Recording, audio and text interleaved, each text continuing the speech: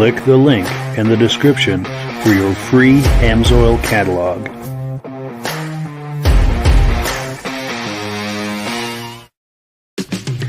It's time for a quick shout out to some of our friends. B&B Auto Sales, your muscle car connection in Brookings, South Dakota. Above the Notch Car Club, a car club for auto enthusiasts in northern New Hampshire. The New Hampshire Muscle Car Club, the largest muscle car club in all of New England. MGM Classic Cars in Addison, Illinois. Visit mgmclassiccars.com today. Beach Hill Automotive in Bethlehem, New Hampshire, specializing in the repair, service, and towing of muscle cars and classic cars. Absolute Auto Body and Collision Repair in St. Johnsbury, Vermont. And lastly, I am your independent AMSOIL dealer. Click the link in the description for your free AMSOIL catalog. And last but not least, if you decide to advertise with the Muscle Car Podcast, this could be part of your advertising message. Well, good evening and welcome to the podcast. I'm really glad you're here. I have a robust lineup of muscle car entertainment on tap for you tonight. But before we get into all of that, I want to make sure that everything is working properly. So if you can see my face and hear my voice, I'm going to ask you to leave a comment. Let me know where you're viewing this from and whether you are a first-time viewer or a regular viewer. Now, to our first-time viewers who are here for the first time tonight, I hope you have a good time hanging out with us tonight, and I hope you decide to join us here each and every Wednesday night at 9 p.m. Eastern Time. This podcast simulcasts to 8 different places across Facebook and YouTube. So wherever you're viewing this right now, just circle back in 1 week's time, and we'll be here waiting for you. Now, to our regular viewers who are here week after week, month after month, and season after season, you guys are the ones who make this possible, and we so very much appreciate that. We've got a comment that's come in. Let's take a look real quick, and then we'll bring our friends on. We've got BCJ Vids saying hello back. And then we've got another friend on Facebook saying, need to share this. And please, anyone viewing this, please share this with family and friends on your profile, private messages, however you like to share things. Please share this to help us to get the word out about this podcast. We're trying to grow this podcast, so anything you can do to help us in that endeavor, we very much appreciate. Let's bring our friends on. We've got Michael and Virgil. How are you guys doing tonight? Very good, Mike. Yep, just great, my man. Wonderful. Great to see you both. I appreciate you both coming on. And I think we've got more comments coming in. Here we go. Let's take a look here. My good friend Mary Seguin's in the house tonight. Can see me and hear me. Wonderful. Mary, thank you so much for coming on. It was great to see you last week. Also, I think this is one of Virgil's friends, Kyle Phillips, saying, how are we doing tonight, boys? Very good. Just Cool great, deal. Kyle. And that's one of your friends, right? Yes, sir. Thanks for watching, Kyle. Thanks for watching. For sure. Yeah, thank you so much. And yeah, this is growing. It grows a little bigger each week. So we so much appreciate that. Well, cool. Let me shift gears here and get where I need to be. We've got a robust lineup, as I promised. I was at a car show over the weekend in Newport, Vermont, and I got a chance to meet with Jeff Leland for the second time. I ran into him last year. Got a great interview with him last year, which is item number 6. We'll be looking at a little later. And one other thing before we get into all of this, Virgil and I this Sunday, we're going to the car show in Waterbury, Vermont. And I think we're both very much looking forward to that. Oh, yes. I might be going to both 2 days. I might be wonderful. going on Saturday also. Yes. Nice. You know, one day we got to get both of you guys down in my neck of the woods. That would be fun. Get a road trip. Is that by Foxborough? Oh, yes. Oh, man, you got to get me there on purpose? Oh, man. No. I think the next show is the 18th, if I'm not mistaken. I got the card right here. August 17th is the next one. Nice. Yeah, one of these days we've got to get down there to see one of those shows over there. Yeah. But yeah, so this is item number 1. It's a 1970 Pontiac GTO, and this, like I said, is owned by Jeff Leland. Ran into him for the second time in as many years. Let me cue this up. This is a sweet example of a GTO. Let's take a look.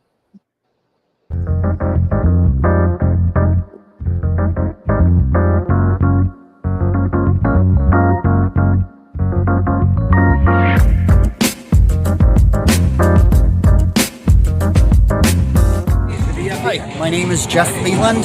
This is my 70 GTO 455 HO Grand Air original car. I bought this car in 1982, me and my dad together, with 18,000 miles on it. The car hasn't traveled much, I would say probably 4,000 miles in its lifetime. I had the car repainted in Massachusetts in the late 90s. Everything on the car is original and stock, with the exception of the wheels and the spoiler in the back. Those would have been Judge options. Everything else on the car is 100% correct. Original T3 headlights. Everything under the hood is GM with the exception of belts and hoses. Amazing. The window sticker was still on the car when I bought it. Wow, let's get a look at that. Go ahead. Along with the window sticker, I got all the paperwork of the vehicles that were traded in. Yep. A 67 was traded in on this car, and then this car was traded in on a 1972. And the dealership was closing at the time. And a gentleman came in and bought the dealership and all the inventory, sold all the inventory with the exception of this car. He was saving it for his son. His son found a 69 Trans Am convertible, a real one, and said, sell the GTO, give me that money to build the Trans Am. So they put the car up for sale, and the rest is history. It's been with me since 1982. That's amazing. Yeah. That's amazing. And then there's another sticker on this window. Yep. That's the trade-in from the 67 onto this vehicle. I see, yeah. And I had the Pontiac Historical Society do the history of the car, although I had all the paperwork and I knew where it came from. They came back letting me know that a 455 HO engine, which is in this car, was not used in 1970. This is a Canadian-built car. Therefore, it may have gotten that from the factory.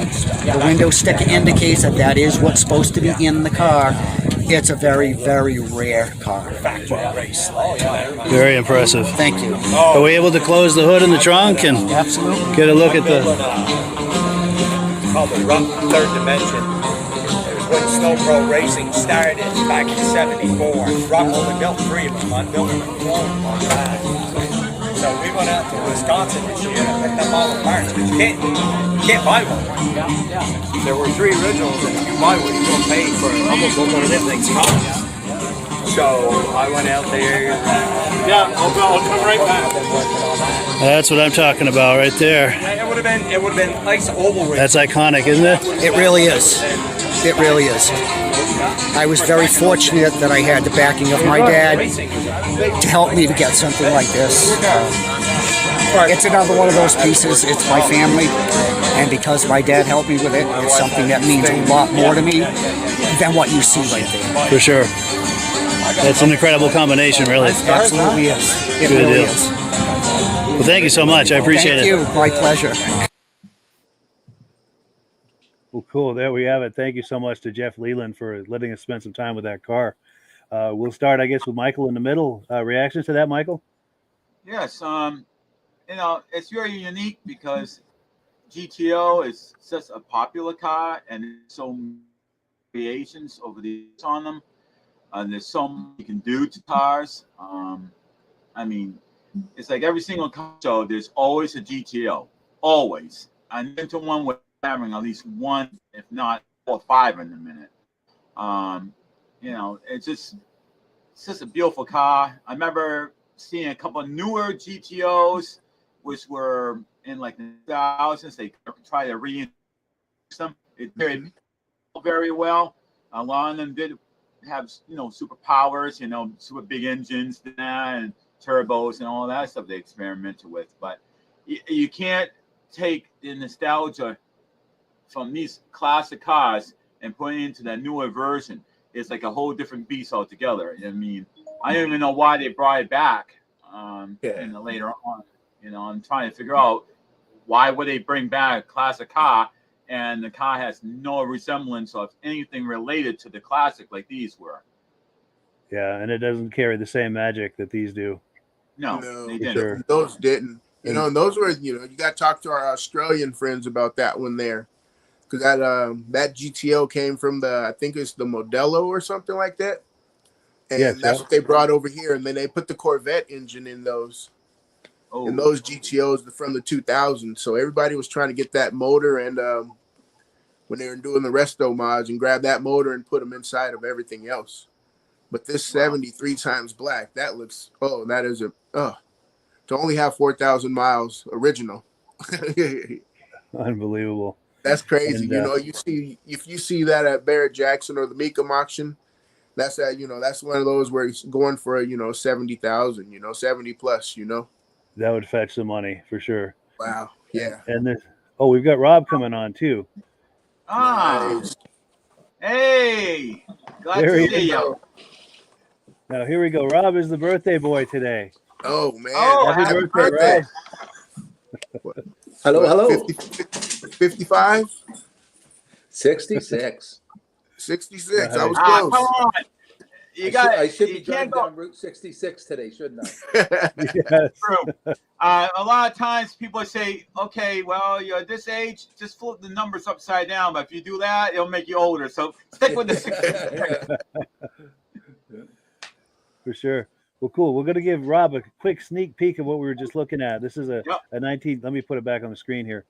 A 1970 a GTO, very low miles, and he's had it since 1982. And it's the original sales slips and everything on it. And this, one of the things I was going to comment on is the interior. It looks like it's right out of the showroom.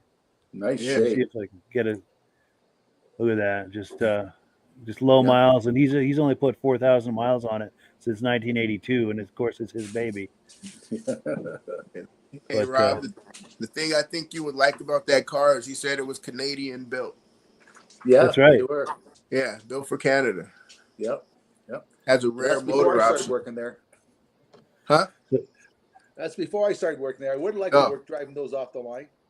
Oh yeah. So, considering Rob that you worked in that on that production line, any comments on this car? Any recollections or memories? I didn't work when that one was being built. I didn't start till 76, I think. 76, yeah. Yeah. And my department, we did a lot of station wagons. Oh, Nice. Yeah, station wagons and Pontiacs and Buicks were where I was. Nice. But would this vehicle have been built in the same facility where you were working years earlier? Yeah, we had an A plant, a B plant, plus a truck plant, all in the one city. So it's possible this came out of the plant that you worked in. Yep. Very cool. Very cool. Well, nice. good. So we do need to shift gears and get to the next one, but let's see what we've got here on item number 2. This is an 86 GMC Caballero, and this is for sale by our friends at B&B Auto Sales out in Brookings, South Dakota. Let me pull this up here. Take a look, and then on the other side of this, we'll do AMSOIL.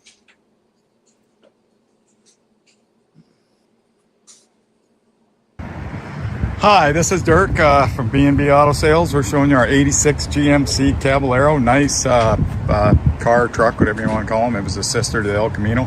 Not a lot of them produced, so you don't see as many Caballeros as you do El Caminos. This one's in very nice shape. Comes from out in Wyoming and western South Dakota.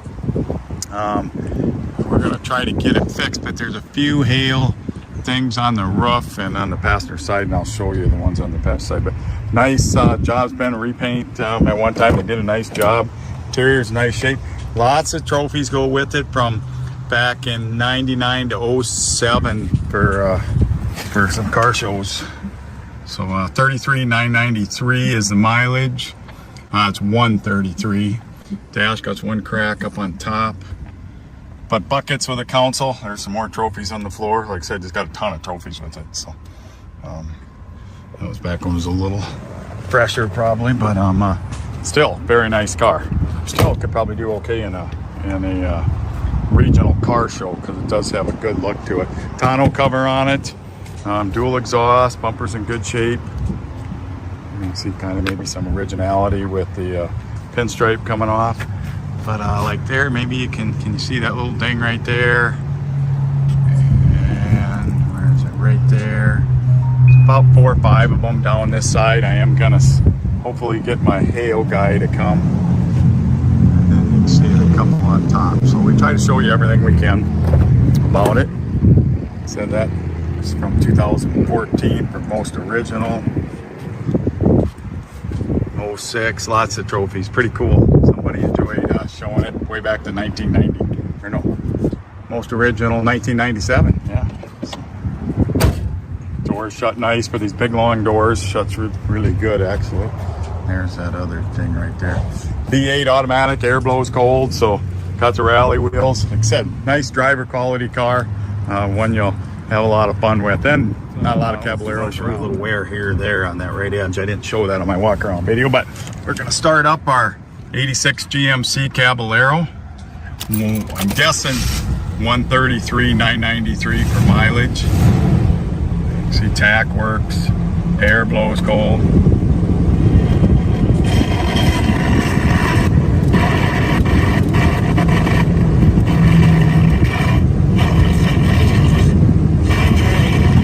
Radio works, but she's pretty staticky.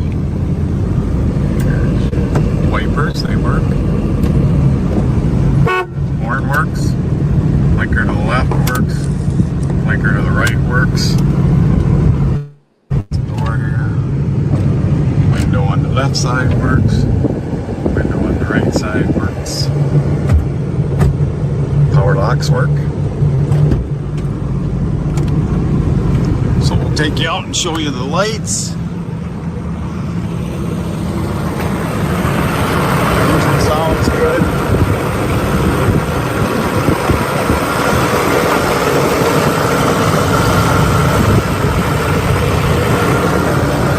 Haven't tried the cruise control. There's your headlights.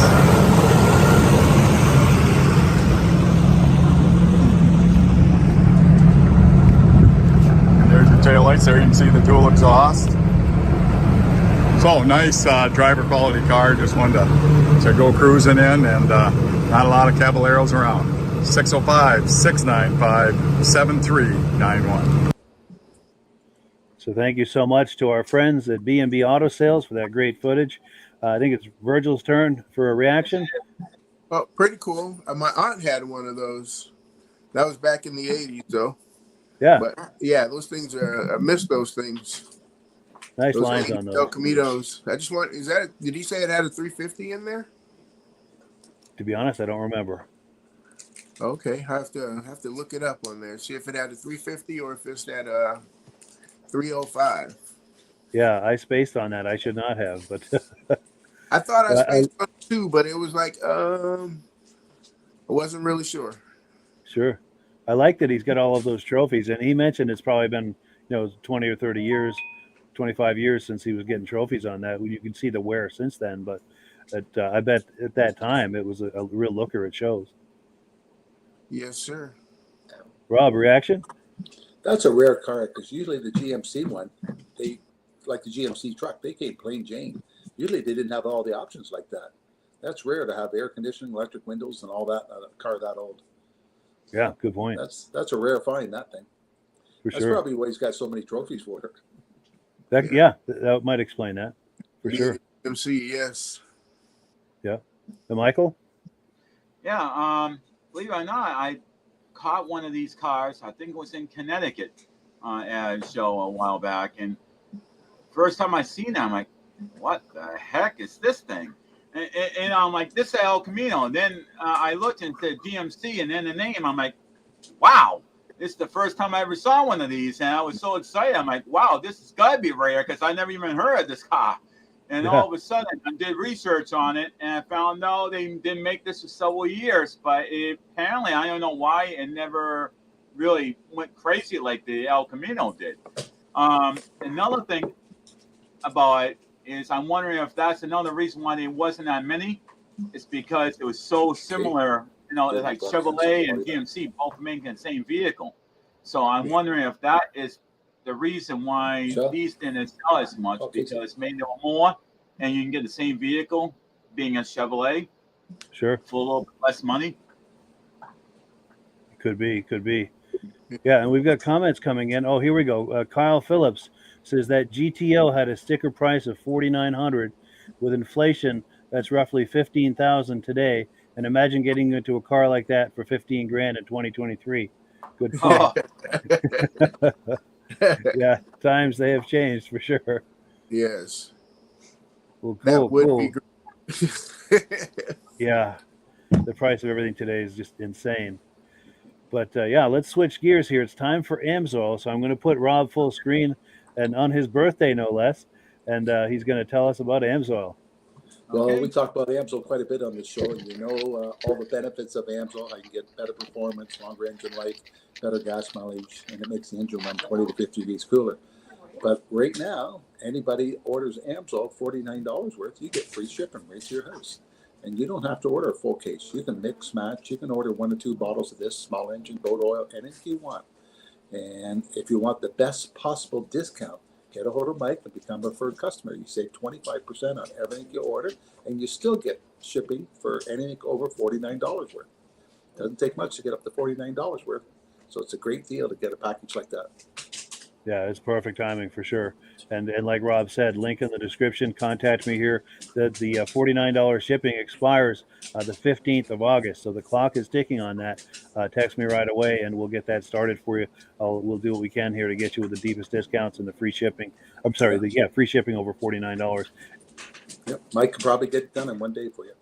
Yes, yeah, there's a quick turnaround on that. Yeah, for sure.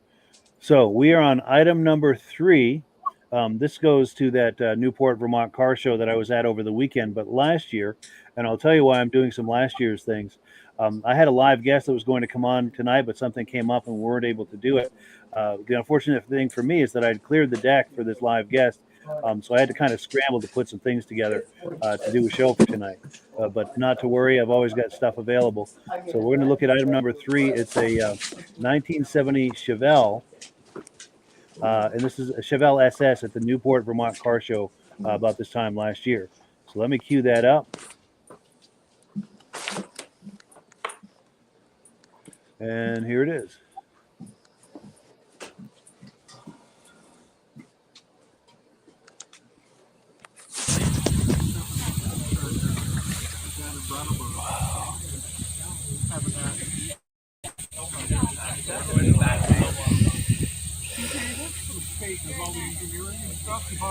Yes, I know him. Yeah. He bought it? He bought a what? Charger. No kidding. He went with me. He rode in the truck with me on the way down. And had Ernie and Chris Flora. We went down. Oh, yeah. He still got his Buick. Yeah, but we didn't take that. We took this down on the trailer, and Chris enters his truck. He took a 3rd place this year with his truck. He took the second. He got a 12 Ram. Yeah. Okay, the next number is number 56. Yeah. Number 56. Yeah.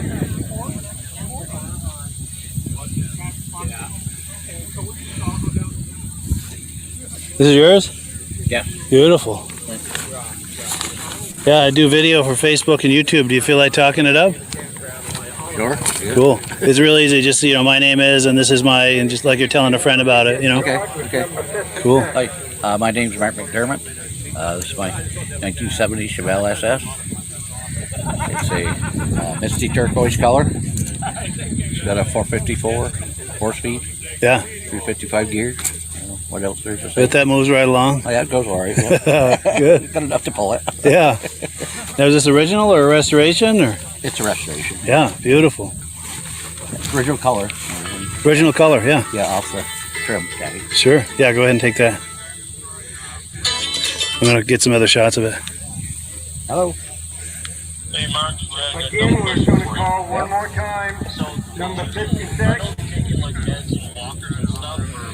Number 56. What about like a water gear caster? I'd like to have one. What do you try to I haven't put it on a gun. I don't think they are. They've been throwing out stuff away. They have it. I know 40,000 is over. Yeah, it's been born over. I got the accents on it. Okay, the next number is number 57. Number 57.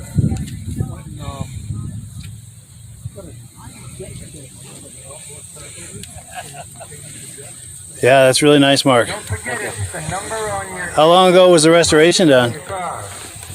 Oh, 10 years ago. 10 years, yeah? Good. It's keeping it up nice, huh? Doesn't get out that much. Sure. Yeah, that's amazing. Those were the days, weren't they? Yeah. Yeah. Well, back then I couldn't afford them, so now there we go. Yeah. Yeah, that's the way to do it. Cool. Well, nice meeting you, Mark. I appreciate it. Yep. Thank you. Well, cool. Yeah, thank you so much to Mark McDermott for letting us take a look at that car. I think it's Rob's turn for a reaction. Oh, I think it's a great car. I was just talking to a guy at a weekend at a car show, and he said, I wouldn't buy anything for unless it was a standard. I said, why not? He said, I'd hate telling my kids no, they can't drive my car. And I don't want them driving a hot rod. So Yeah. None of the kids nowadays know how to drive a standard. It's true. I think all hot rods should be a standard. Yeah, it's true. It does make it a lot more fun. Yeah, so what a nice car. Oh, absolutely. Absolutely. And Michael, your turn? Yes. Whenever I go to car shows, I see a lot of these cars along with the Novas. And to me, I always get mixed up with these cars, the Nova and the Chevelle. I know they are two different beasts altogether. But to me, I'm like, okay, what's the major difference? I mean, both of them have the big engines in them and this and that. And the only other difference I really see is probably the body style is different. Besides that, I'm like, what's the difference between them? Is the one a little cheaper than the other, or what? And Yeah, I good also point. noticed the guy was mentioning that he wanted to get something like this early in life, but he couldn't afford it. He had to wait till a little bit later. And I've talked to a lot of people that bought Corvettes. Oh, I always wanted a Corvette. They finally get a Corvette after the kids are in college and everything else, and now they're a lot older. They're having a hard time getting into the doggone thing, getting out of it. They said, we always wanted one, but Jesus, now I can't get into the damn thing and get out. It's true. The C3 Corvettes, the interior is very tight. Well, I have a friend with a C3, and I have a very hard time getting in and out of it just because it has such a long sill on the side. The C4 got a little bit better, and so it did get a little better over time. But I mean, that's the biggest problem. The sill is so high, and it's hard to get in and out on them because of that. Now, I think Rob had one at one point. Is that something where you could have kind of a practiced move and get so we could get in and out easily, or could you get used to it, or is it just always difficult? No, I never had a Corvette. Oh, you didn't? Okay, maybe I'm thinking of somebody else. I'm sorry. No, Corvairs I had. Maybe that was it. Never a Corvette. Well, you know what? My wife had a Corvette for 3 months. Yeah, but after 3 months, and our license got so many points on it, we thought we better get rid of it. Yeah. Oh. Cool deal. Yeah. And Virgil, reaction? Yeah. Oh no, great car. Love it. I like the racing stripes there. Those are pretty cool. I like when they just doing. Well, you can't do them on that vinyl top, but yeah, just the hood and the deck lid. They're pretty sweet. And Mike, the different Mike too. The difference I think between the Chevelle and the Nova is the Nova was the poor man's Chevelle. Yeah, I think you're right. Okay. So if you want to get the same car, but you couldn't afford it, you went with the Nova. Yep. I guess it was. Position a little lower. Back in the day, you give the wife the Nova and you get the Chevelle. Yeah. And then you got this. Then you ended up getting the Novas as sleepers with the big motors in them. So, and it wasn't the wife's anymore. It's like the poor man's, but you get that nice sleeper mode. Yeah. Now we've got comments coming in. Well, go ahead. Yep. Go ahead, Rob, quickly, Mike. you mentioned a Corvair. I did catch a Corvair one day, and the guy literally ripped the engine out and literally put a huge beat block engine. I'm like, what the heck do you do to this poor car? Crazy. Yeah. So, we've got comments coming in. Our good friend David from Alaska Railroad says, good evening to Mike, Michael, Virgil, and Rob. Sorry he's been absent the last 2 weeks. It's his busy time of year. But it's great to have you back, David. Real nice to have you on here. And then David made another comment. Love that Chevelle. And, David's getting some waves. Cool deal. Yeah, so I'll give him a wave. Nice. And then Kyle Phillips, this is one of Virgil's friends. He says, Rob, buying a manual transmission is all fun and games until you need your wife who doesn't know how to drive and drive one to be a designated driver. That's true. Good point. Yeah. Good point. And then we've got someone on Facebook saying he had a car just like that. Oh, Very cool. So yeah, thank you everyone for the comments. We appreciate that. Kyle, I can smell the clutch right now, huh? So we've got item number 4 is where we are right now, and our good friend Elaine LaRiviere. In fact, let me pop a picture of her on the screen.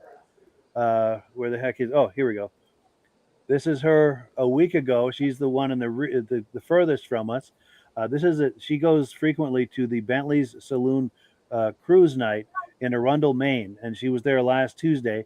And I got a message from her earlier today. Apparently, last night's was rained out, so they didn't have it last night. But we've got an image montage of when she was there on August 1st. Let me get to where I need to be here. We'll cue that up and take a look.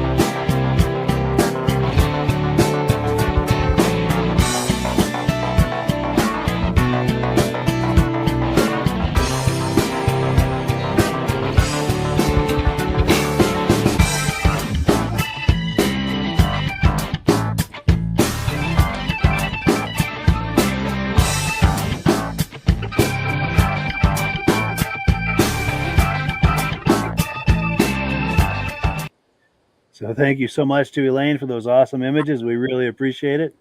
Let's see, trying to remember whose turn it is to go first. Is it your turn, Michael? I think it's Virgil's. Virgil, go ahead, Virgil. Man, there's a lot to digest there. Yeah. There's that yellow Nash at the beginning, I believe it is. And there's See if I like can a car find it. right before the yellow Nash. It's right there in the first couple. So there's Right that there? one. The Chevy? Yeah, That's that that's one there. American. I can't That might figure out be what. I always get. That I ye- love that car, but I forget those years. That one is a 57 Bel Air. Okay, yep, I love those. Now especially the with that little difference, gold. the difference is the 55. The line that you see going from the front to the back, it only went down. That would be a 56. If a straight line would be a 55, and the V in the back like this one, it's a 57. Yes. That's how you could tell all three apart. Okay, so I want a 57. Nice. And the only thing Yeah. I don't understand, I love that V they have in the back, but the dashboard inside the 57, it's all round gauges. In 55 and 56, it had the letter V for the passenger side and the driver's side. But in 57, they got rid of the V. I'm like, why would Chevy do that? You finally put that nice, beautiful V in the back, and then you got round gauges. What Yeah, do you they guys had a nice do? theme going there. Strange. For sure. And Rob, any reactions? Well, you had one station wagon in there, and any station wagon that can make it through a demolition derby and end up at a car show, that's rare. Yeah. And what was in that Mustang for a motor? Yes. Yeah, let me go back to that. Something was- tells me that might not be stock. It was all motor. No, I don't think it is. Is that a motor out of a tractor pole or something? I don't know. I There have- we go. Let me go back right there. Yeah. What's It is going on stock. with that? Anyone? Is that two motors or is it what is it? It's got two blowers on top, Yeah. and then Yeah, turbo. what is that? Mustang 2, huh? I don't know. Now, How I does that have a front end friend- hold that? Now, is I that have a for real, or is that just a big plastic thing on top of there, or do you think it's a real engine? Oh yeah, Yeah, I think it's definitely a real engine. that's a real motor. Yep, but he probably it's got trailers two- that to the show. Yep, twin Yeah. turbos plus two blowers. Yep. Wow. I don't want to know what the gas mileage is on this car. What, maybe 1 mile a gallon? Yeah. Well, it's definitely worse than that S10. Yeah, exactly. And There I were some bet that good engine looking creates, cars at that show. yes. And I bet that engine creates a huge blind spot as well. Probably a safety Oh. issue there. Yeah. But I think you're right, Rob. I'm sure that got trailered to the show.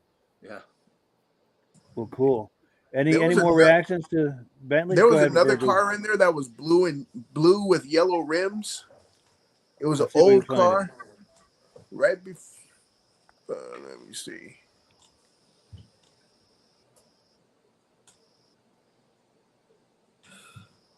And that was nice. That T-Bird? Yes. Yeah, there was a lot of That was Thunderbirds nice. in Yes. this particular show. And the a rare ladies were color, sitting too. in a Thunderbird too, I believe. Yeah, there we go. There's that blue and yellow. Let me You go just back passed so I it. can find. This one? Nope. Keep going.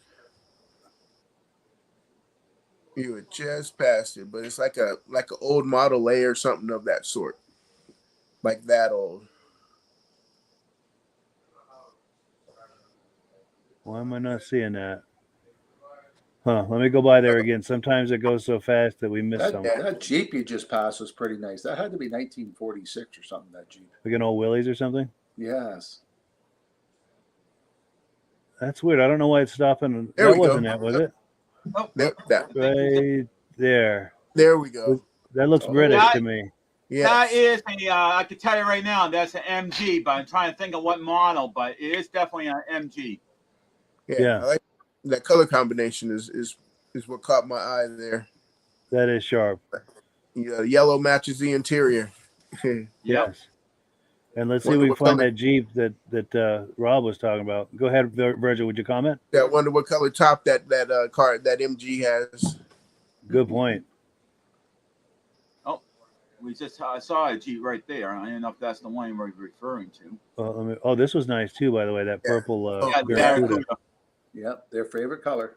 Yeah. Oops. Where's that Willie's Jeep? There's a Bronco.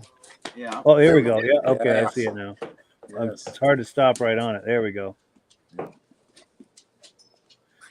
Now, Rob, our mutual friend, Midge Rosebrook, has a World War II era Jeep. Oh yeah. Yeah, we'll have to do a video on that for you sometime. And it's in impeccable shape. He's got it in his garage, and he takes it out for a ride here and there in the summer. And Wow. yeah. Oh, and we've got comments coming in too here. Let's take a look. A friend of mine has one, but a lot of cars you'll see can't go to because it won't do 50 miles an hour. Oh yes, Oh. yeah. Yeah, well, they only have 4-cylinder. Yes. So David from Alaska Railroad was commenting on that black Monte Carlo at this car show. And I know he's you're a big speaking Monte my Carlo language. guy, and he needs one in his stable, he says. And then we've got John- another person on Facebook here and saying, "Love your podcast, my friend." And then also we've got Kyle Phillips saying, "Michael, coming out with the exact year on the spot, dude. You're a walking encyclopedia." That's the best compliment of the night, Michael. Thanks. Yeah. Nice. And then we've got that comment on the Monte Carlo. I'm with that person. I would love to own one. yes, for sure. And then this is somebody on Facebook saying, "How do you see the road driving it?" And that's that Mustang too, I think, with that big tall engine. For sure. How do you keep the back wheels down with all that light front? Yeah. And I have a feeling this gentleman making comments from Facebook might be my friend from Newport, Caden, but I could be wrong. I'm not sure. Because it's just saying Facebook user. And then Kyle Phillips is saying, "Can anyone tell me the year on that cute blonde chick?" Thinking an 89. Yeah, good question. Not sure. There was a few of them. Oh yeah, this is the money shot right here. Right there. Whoops, trying to. Yeah, they got the Thelma and Louise theme. Thelma and Louise right there.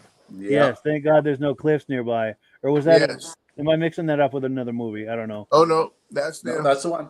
That was okay. Yeah, Cool. you're only missing Brad Pitt. Yes. Oh, and here Elaine is in the house. Here we go. The lady on the right is making a comment. Says that black Monte Carlo is owned by Dan Chrisman, one of the last people who attended every Super Bowl.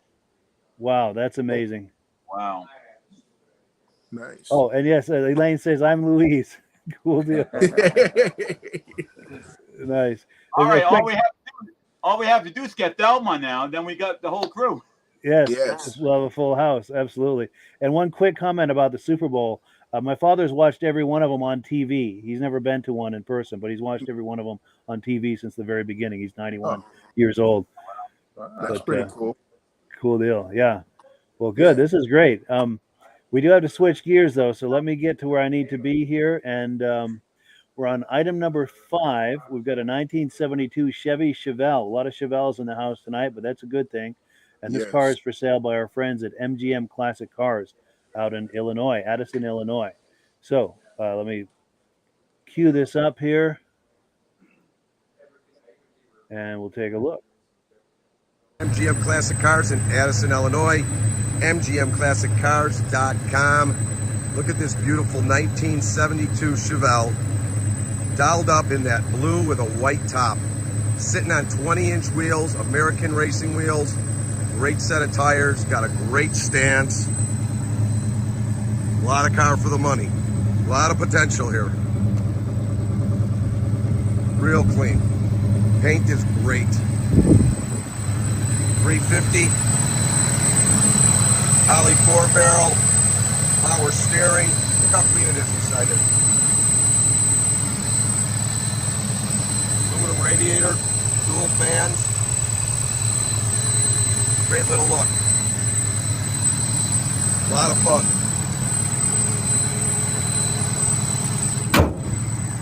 Look at that face.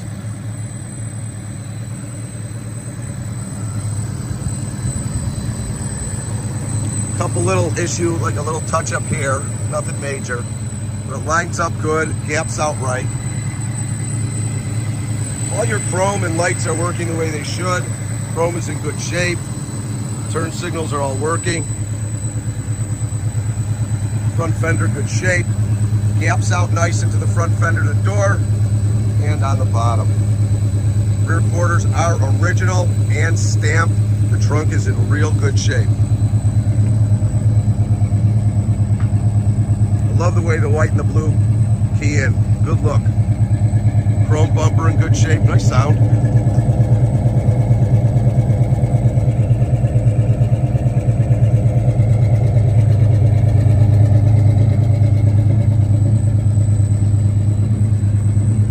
Passenger rear quarter in good shape. Couple little, this may be little touch-ups and stuff, but get up close, you can see it. Gaps out good on the door to the quarter, fender to the door. Good looking car. Great stance. Got a bench seat inside with all your seat belts and in the rear. Deck is good. Dash, no cracks.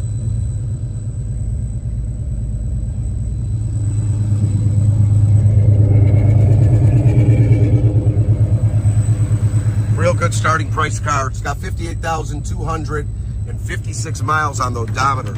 It's real clean, underneath clean. Nice car. Bring this on cruise night any day of the week. Great look.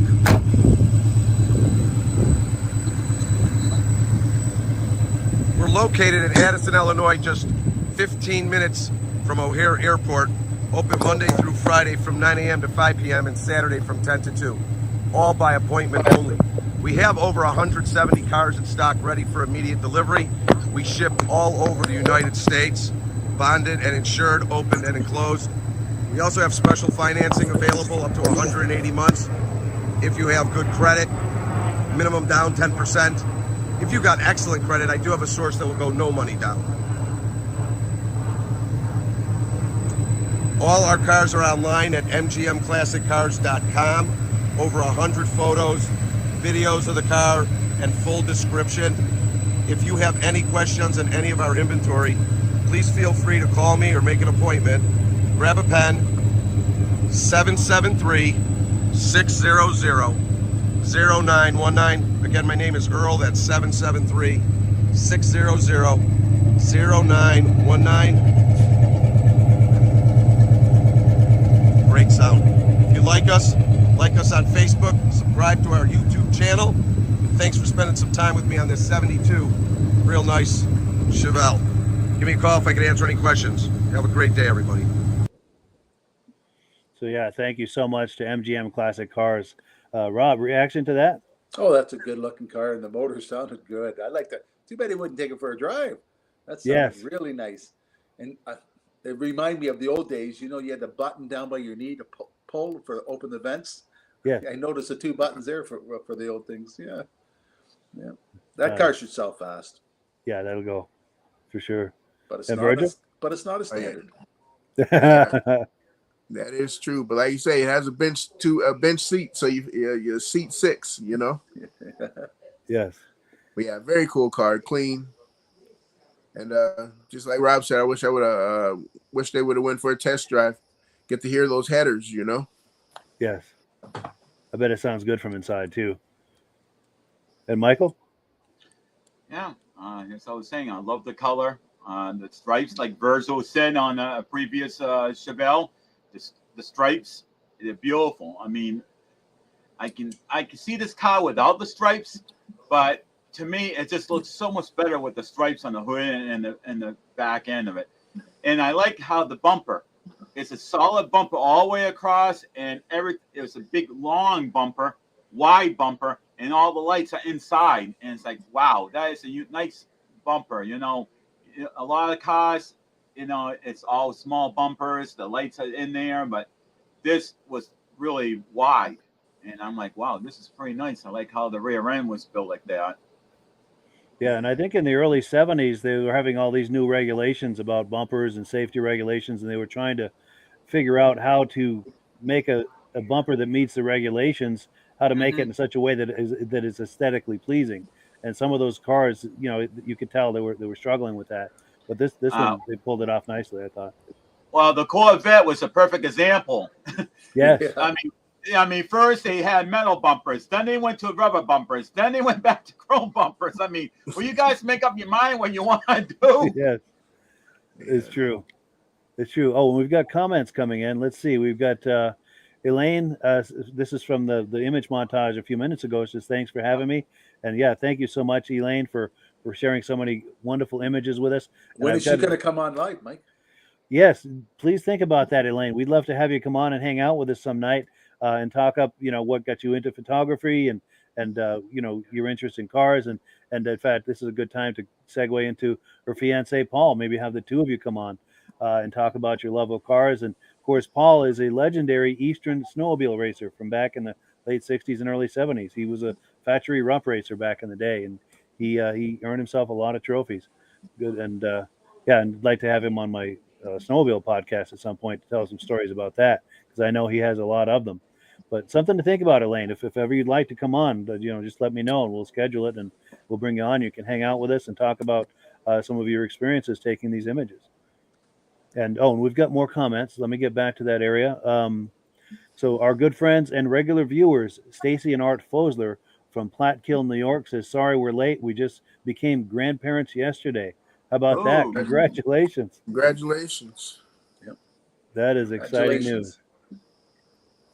For sure. Oh, and then David from Alaska Railroad, he says, I really like Monte Carlos, but I have a very high love thing for Chevelles. My dream is a 1970 with the twin headlights. Tonight's show is definitely with me on my mind. Cool deal. I'm glad you're having a good time with it. Oh, and then this is nice. We've got people in the comments saying congratulations to Stacy and Art Fosler for the new grandchild. And please, viewers, please light up the comment section with congratulations for Stacy and Art Fosler. Help us congratulate them on their new grandchild, and also wishes for Rob, our good friend Rob. It's his birthday, so be sure and wish him a happy birthday as well. Let me do let's get that thumbs up again, Rob. There we go. 66. Nice. And is it today? Your birthday's today? Yep. Outstanding. Yep. That is cool. Happy birthday. 3 times today to eat. That is cool. And then Stacy and Art Fosler are saying thank you for the congratulations. And here we go. Stacy and Art Fosler saying happy birthday to Rob. Thank you. And David from Alaska Railroad saying congratulations on the new grandchild. And I have to say, this is one of the things I really, really like about doing these live podcasts is just the immediacy of, put an idea out there and something comes back. And thankfully, in our case, it's usually something positive that comes back. So I have to commend the viewers on that for being positive and having positive things to say like that. Oh, here we go. David from Alaska Railroad says, happy birthday to Rob. God bless. And then he's got some cool images there. Good deal. Good deal. So let me switch gears here. Where's my spot? Here we go. It takes a minute here to get back to my spot. Item number 6. At the beginning of this podcast, we were looking at Jeff Leland's GTO, his Pontiac GTO. And I had met him last summer. In fact, he approached me because I knew he looked familiar. I said hi to him, and I said, you look awfully familiar. And he said, yeah, do you remember me from last summer? I had that 64 Buick Electra. And I said, yeah, I remember now, because that was originally his father's. Now, I won't say any more about it. I'll let him tell the story. But this is about 1 year ago when I first met him. Wait till you see this car.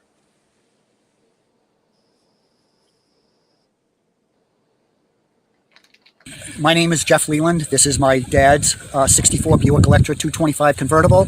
14,000 original miles on the car. I took possession of it in 2020 after my dad sadly passed away.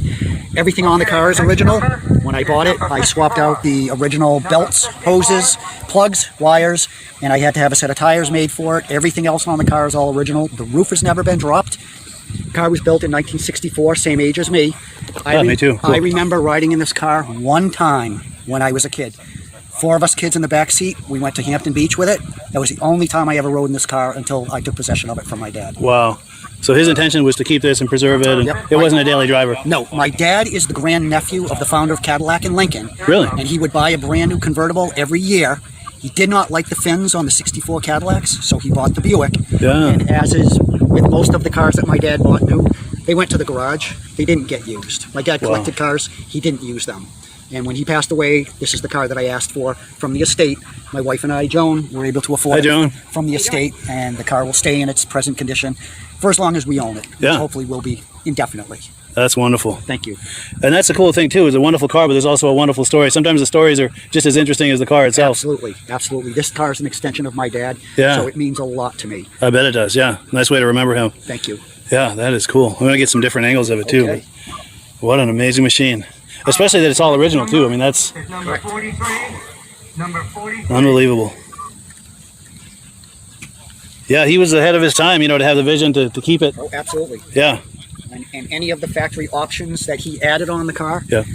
the box tops with the part numbers are in the trunk. The original window sticker is on the passenger floor, right down to the original keychain from the Wow. dealer in Framingham. Everything's Mass. documented. Yeah. That's amazing.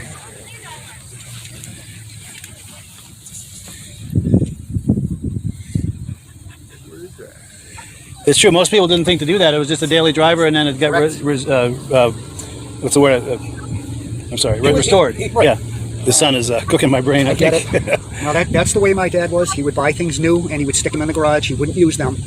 If they had to come out at night, they would come out at 10 o'clock at night to go to the gas station. He didn't want the neighbors to know what he had in the garage. Sure. He was not a showy person. Yeah. He was very proud of his heritage, but he didn't tout it. Yeah, And he wasn't showy about It it. was for his own enjoyment. Correct. I'm gonna slip in here. Yeah, that is really impressive. Number is number 8. Now the grill in the back seat, is that a speaker behind there? That is the rear speaker. That was a Yeah. factory option, actually. Wow. That is really impressive. And the hood, you said the roof has never been put back. The roof's never been dropped. That's amazing. And you can tell too, it's all nice and just like new. All kinds of wrinkles in it. Yeah. And if I did try and drop the roof now, that back window would disintegrate. Oh, sure. Yeah. It's just thick plastic. Yeah. 18. Is this restored? It is not. It's not restored. That's amazing. And these are his initials here? They are.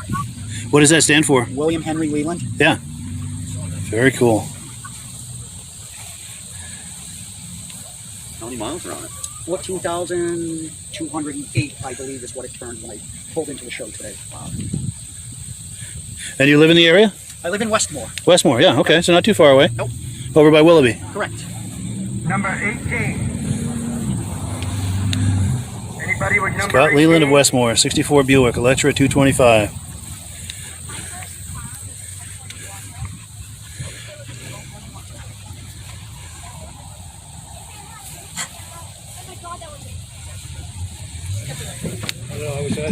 Yeah, that is really nice, Scott. This is a nice touch too. Just the detail, you know. Very cool. One other unique thing about this car Yeah. is these taillight bezels. Yeah. Those were early year production only. And shortly into the run, they were told by the government that they couldn't have those on there. There was too much chrome on the back, and it would detract the vision of the passenger or the people behind them at night. So they did away with those. You couldn't get those. Wow. Those are very rare. They are rare. Actually, if you could step over, I'm going to do like a pan around it, just to.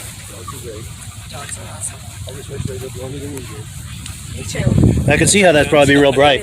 That's a lot of lens surface. Yep. But you've got that big, massive chrome bumper. I don't see how Yeah. how those taillight bezels are going to change anything that's in between those. Yeah. That is really impressive. Thank you. Very cool. Well, yeah, nice to meet you, Scott. I appreciate it. Very welcome. Very nice. And nice to meet you as well. You have a great afternoon. And nice to meet you, Mr. K9 or Mrs. K9. Say hi, Denali. It's Miss. Denali, hi. Never been married. 225. Oh, there we go. Sorry. Yeah, and I owe Jeff an apology. For some reason, I started calling him Scott, and I apologize for that. I don't know where that came from. I'm going to blame it on the sun. It was really hot that day, and it was frying my brain. But I'm not sure whose turn it is to respond first. Is it your turn, Michael? I believe it is. Virgil is telling me it is. Yeah. Brady Bunch.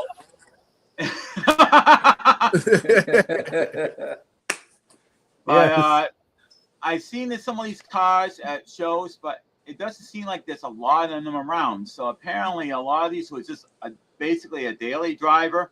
And after that, they just disappeared. So to find a few of them in this kind of pristine shape and, you know, just to have the history on the whole car of the family having the car, it's great. I mean, like me, I wish my mother and father owned the car, and they never did. and I never owned a car, believe it or not. And I want to break that stereotype, but the thing is, I wish I could say, ooh, my mother and father owned that kind of car, and I would like to get that car in the memory of them. But they never owned one, so there's no car. The only car that I have, the only memory I have of a car in the family was my great grandmother.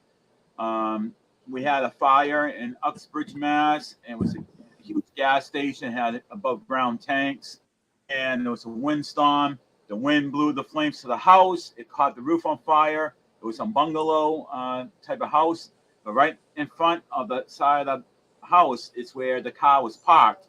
And there was somebody else that was a relative that lived there. Their car got toasted, and her car got toasted. And if I'm not mistaken, I think she had a 55 Bel Air.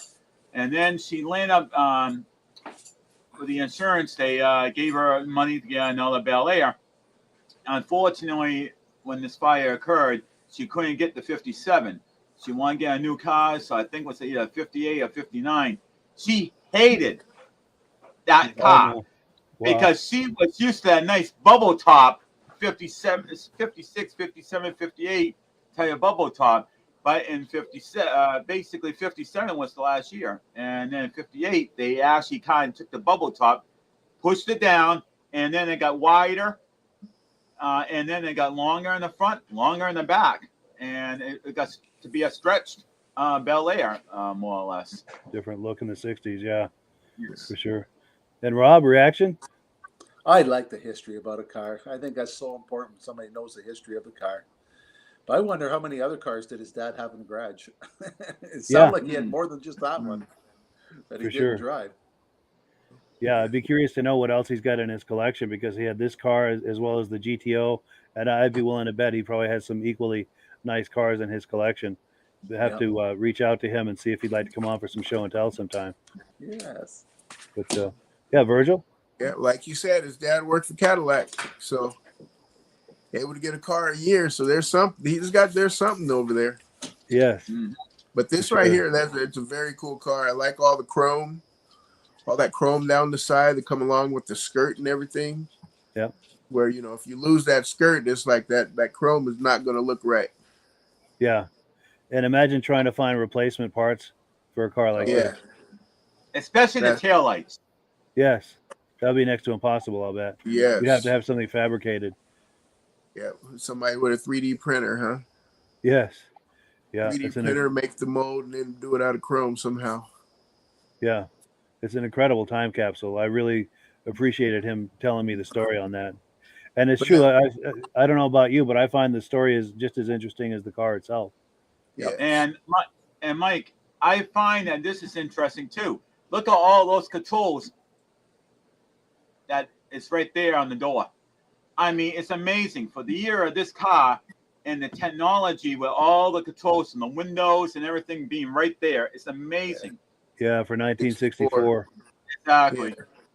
That's amazing. I got to ask, Mike, was that a 8-track on the side over there by the passenger's feet? Oh, good question. What was that big box down there? And most likely it probably was, because the year that wouldn't make it probably an 8-track that would be in that kind of car. Yeah, that's the only option at that time, I think, because I don't think a cassette would be available by then. I think cassettes were mostly something into maybe mid-70s. Or even early 70s, yeah. Yeah, so I was looking at that, and I was like, man, what is that? I was like, okay, well, maybe it's an AC unit. Or yeah, I don't know if I can get a close-up on that. Because earlier in the video, I was on the passenger side. Let's see. I don't know. Oh. There it is. Oh, I'm trying to get close on it. It's really hard to stop where I want to. Oh. I was there for a second. Yeah, right smack in the middle of that looks like it could be an 8-track, but then this big thing that's where the passenger side is. Yeah. I wonder if that could be like an AC unit, but some cars actually did have an LP record player in it.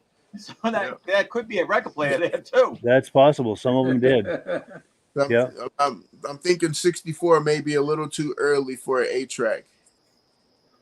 Quite possibly, yeah. But yeah. Now we do have comments coming in. Yeah, a lot of chrome on that car. Now, we do have to wind it down, and we do have some comments coming in. We've got Kyle Phillips saying, "Happy birthday to Rob." Says, "You don't look a day over 65." Thank you. Nice. And then David from Alaska Railroad says, "Beautiful Buick.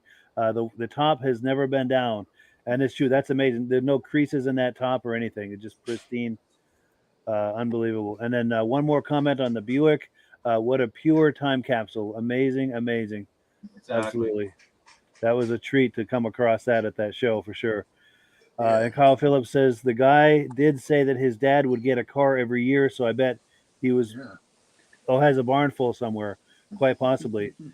And those probably went with the estate. I don't know if other family members got some of those or how that would have played out, but yeah, I bet there was some beautiful cars in on there. the Buick. Also, when it says Electra on the side, and I know it's a 225. I'm wondering if that was just like a model number, or if that represented something to do with the engine. Good point. Yeah, I forget I don't what know. it was like. I forget the meaning of that. And I remember I had the meaning. That's all right. Next week.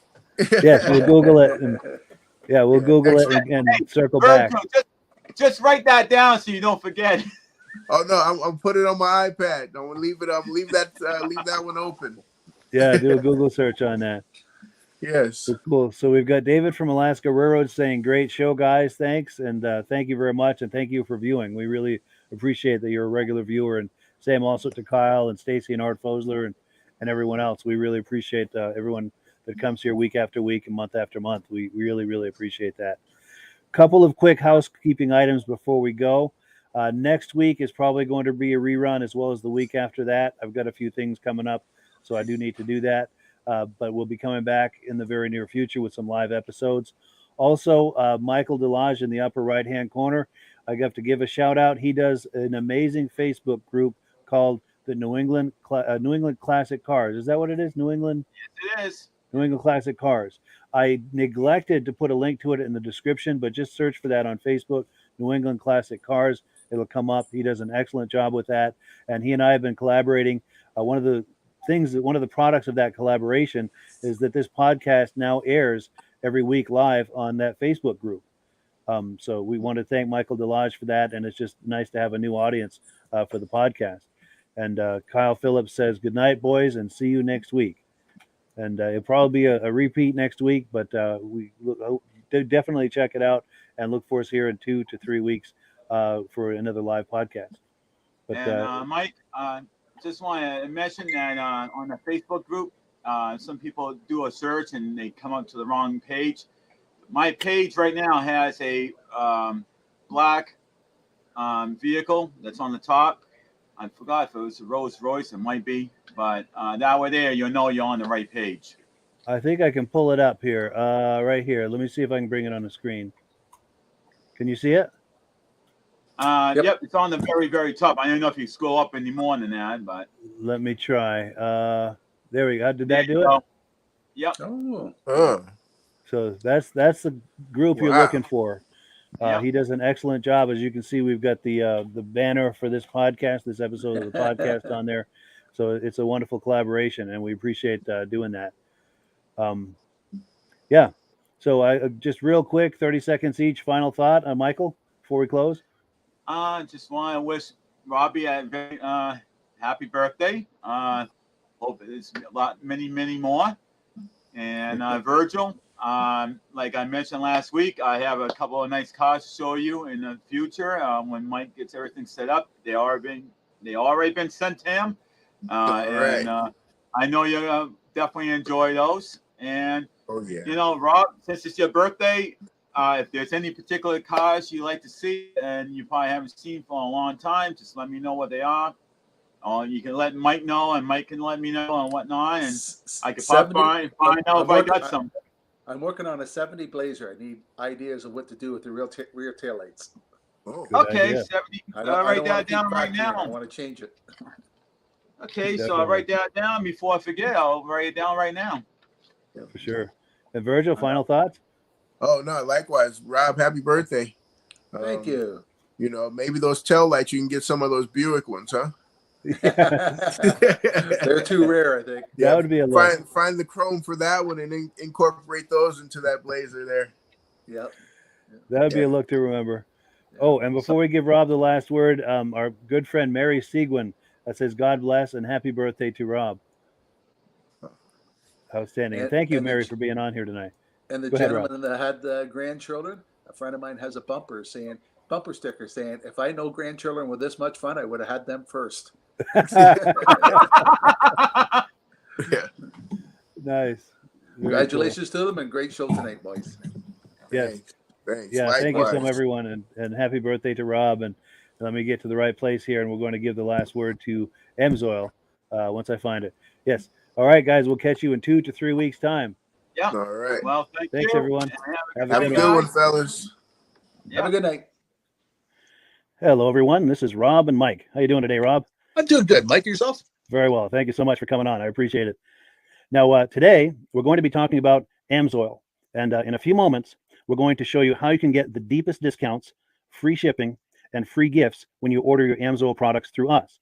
But first, I'm going to ask Rob to give you a quick description of what Amsoil is and why you should consider using Amsoil products in your motorized vehicles. Thanks, Mike. Amsoil is 100% synthetic oil. Everybody uses Amsoil for a different reason. Some people like the benefits that Amsoil is warranted for 25,000 miles or 1 year. The reason we can do that is because Amsoil doesn't oxidize. It doesn't form the usual carbons, gums, sludges like petroleum oils do. That's why we can keep it in the engines longer. Petroleum oils never do wear out. They oxidize themselves. That's why they have to be changed at 3,000 kilometers. And Amsoil likes the benefit that you only have to change the oil once a year. That saves some money. Some of the people like the benefit of Amsoil is it's a slipperier type lube. By having a slipperier type lube, it cuts down friction and drag.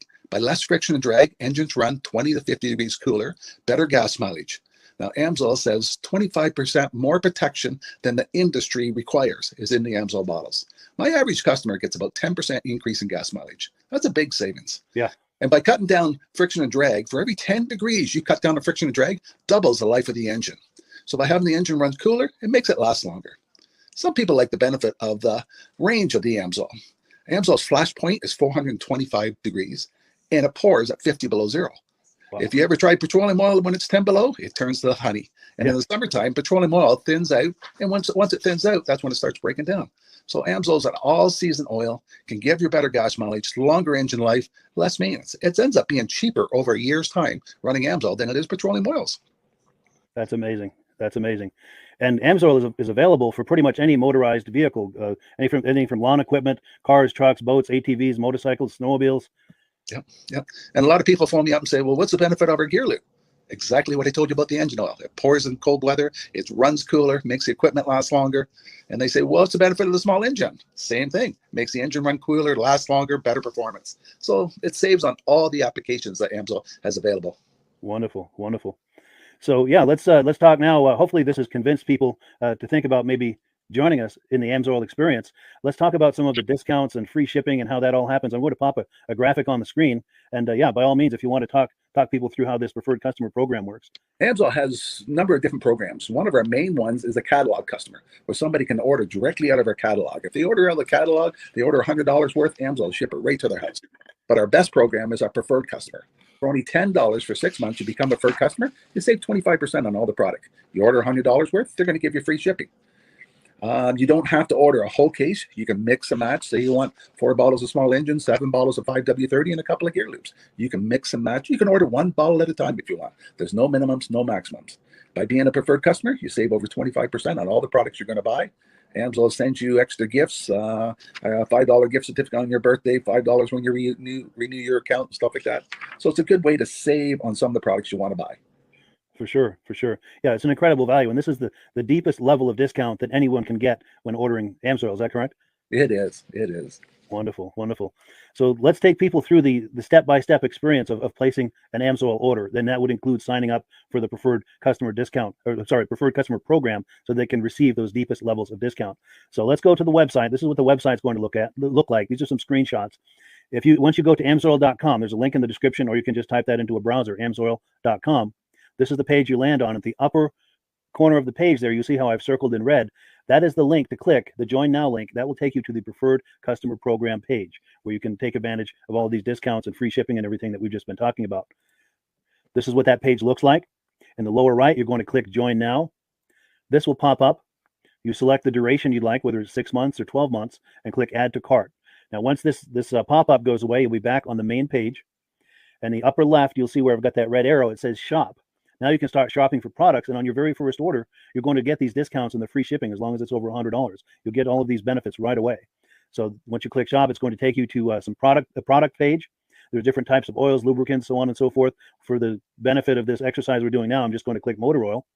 It shows different types of motor oil. Let's click gasoline. Now this takes us to an item. It's their synthetic motor oil. And you can see the item there, and there's choices for different viscosities. But take a look at the price. Let's take a closer look. Let's zoom in. But if you've joined the Preferred Customer Program first, you're going to automatically get the deepest levels of discount. That's what we're looking at here. You're saving $3.80 on that quart of oil. Instead of paying $16.29, you're now paying $12.49 for that quart of oil. That is the deepest level of discount you can possibly get. And then you just add the quantity that you'd like. You select any other items that you're thinking about, add them to the cart. And once you click Add to Cart for the final time, you're going to see this come up at the top of the screen. It's going to show your items and your the total that you're at so far. Pardon me. And then you just click View Cart in the upper right, and that'll take you to your cart. Take a close look here at the upper right. That blue box shows that you're getting free shipping. You're eligible for free shipping on this order because it's over $100. That little yellow box shows that you've got the preferred customer membership on your order that gives you the deepest levels of discounts for the next 6 to 12 months. And then below that, you've got the items that have been selected. For the exercise here, I selected 9 quarts of the Signature Series, but that brings us up over $100 for the free shipping. We're saving $34.20. And if you're ready to finish, you click Checkout Now, and that takes you to this screen here. If you haven't signed up with an AMSOIL account at this point, just click in the lower right to create an account, create a new account. It's going to ask you for some basic information, name and those types of things. Now let's take a closer look. You'll see this gray shaded box. This is a very important box. This is going to ask you if someone has referred you to AMSOIL. And if so, please enter my name. My name is Mike LaRiviere. It's spelled right there on the screen for the correct spelling. And also the referral number, 304-555-94. That's how you make sure that Rob and I get credit for this. Now, in the interest of full disclosure, I have signed up for AMSOIL under Rob. So when you order using this referral number, Rob and I both benefit. So if you enjoy these podcasts that we're doing, this is a wonderful way to support the podcast, because when you order using this referral number, Rob and I both benefit. And the commissions I make go directly toward offsetting the cost of doing these podcasts. So I thank you in advance for that, for using my referral number. I very much appreciate it. And once you've done that, you just go into the next screen to enter your payment information, and you're done. Now, once you've placed your order that's over $100, and that order includes your AMSOIL Preferred Customer Program, you are now eligible to get a free DVD from myself. Now, this is going to be either a muscle car DVD or a vintage snowmobile DVD. Use the email address on the screen, wkspodcasts@gmail.com. Send me an email. Let me know which DVD you would like me to send you, the muscle car or the vintage snowmobile DVD, and I'll get that right out to you. As you're typing in that email, in the subject line, be sure and type in capital letters "free DVD requests" so it stands out as I'm checking my email, and we'll get that right out to you. So I guess the last thing, Rob, that we wanted to talk about is if someone is considering AMSOIL as a business opportunity. Yes. If anybody has a retail or a commercial account and they would like to buy directly from AMSOIL, just send Mike a line. He'll show you how to set up, and you can buy directly from AMSOIL. But if you are interested in starting your own part-time business, a part-time business that can grow into a full-time income, Mike and I will show you the AMSOIL marketing plan. AMSOIL has a large selection of products that cover almost every application. So it doesn't matter if you're into snowmobile, boating, or ATVing, or hot rods. We have an oil for every application. It's a fun type business that's I really enjoy doing. Where else can I go and have fun and make money doing it? And Mike and I are here to help you all the way along. If you need any help on how to promote or to find new accounts, we're here to help you. For sure. So when you sign up under that number, this 304-555-94, you're getting Rob and I as a team. Now, Rob has been doing AMSOIL for 40 years. Can you believe that? 40 years. So he knows every aspect of this business, and he knows all of the ins and outs of the products. So he'll be able to help you with any kind of product questions or any kind of questions to show you the different business models that you can do with AMSOIL. And then the other thing that you get when you sign up under me is I've got a strong background in social media. So if you need some coaching on how to generate AMSOIL leads using Facebook and YouTube, I'm happy to coach you with that when you sign up under Rob and I. You get both of us as a team to help you, to coach you, to support you, whatever you need to get you off and running with this business and having fun with it. Like Rob said, it's an enormous amount of fun. If you're like Rob and I and you enjoy going to any kind of boat shows, car shows, motorcycle shows, snowmobile shows, anything with a motor, you like going to those shows, those events, those races, this is a great way to turn that into a income opportunity for you. Yes, yes. And just by wearing my AMSOIL hat at one of these events, people come up and ask me about AMSOIL. People don't know where to buy it, and I'm there to help them, show them where they can buy the product. Perfect. Well, cool. Well, this is great. Any final thoughts, Rob, before we wrap it up? AMSOIL's a fun business. AMSOIL's been around since 1968. It was the first synthetic oil to be AI approved. Wow. Yeah. That's amazing. And that's very early in the game too, isn't it? Yes. For sure. Well, good. Well, thank you so much, everyone, for viewing. Hopefully, we've gotten you excited as we are about the AMSOIL products. We'd love it if you could join us either as someone who uses the AMSOIL products or to join the AMSOIL team as a business opportunity. And we thank you so much for viewing. Have a great day. You have a good day.